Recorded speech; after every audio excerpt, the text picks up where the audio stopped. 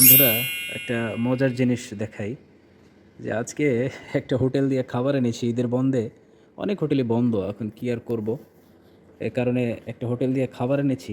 তো আপনারা হাসবেন দেখলে যে 30 টাকার ভাত দিয়েছে। ভাতের পোটলা তো দেখতেই পাচ্ছেন, ভাতের পোটলা 30 টাকার ভাত দিয়েছে। ভাতের পোটলার চাইতে 20 টাকার ডাইলের পোটলা অনেক বড়। আমি হাসতে হাসতে অবাক হয়ে গেছি যে যে কটা ভাত দিছে তার থেকে ডাইলের পোটলা বড়।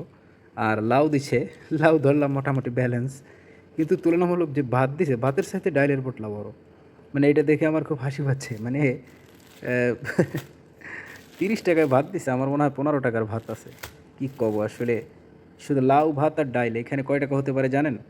এইখানে 90 টাকার খাবার, এখানে 90 টাকার খাবার। কি পরিমাণে ডাকাতি চলে এই ঢাকার হোটেলগুলোতে। আসলে ঈদের বন্ধে কী আর করব, সমস্ত হোটেল খোলা নেই। পার্মানেন্ট যে হোটেলগুলো দিয়ে খাই, এখন দেখা যায় যে খাবারগুলো আনতে হয় রাস্তার পাশে কিছু ডাকাত মার্কা হোটেল থাকে না, সেই সমস্ত হোটেল দিয়ে আনতে হয়।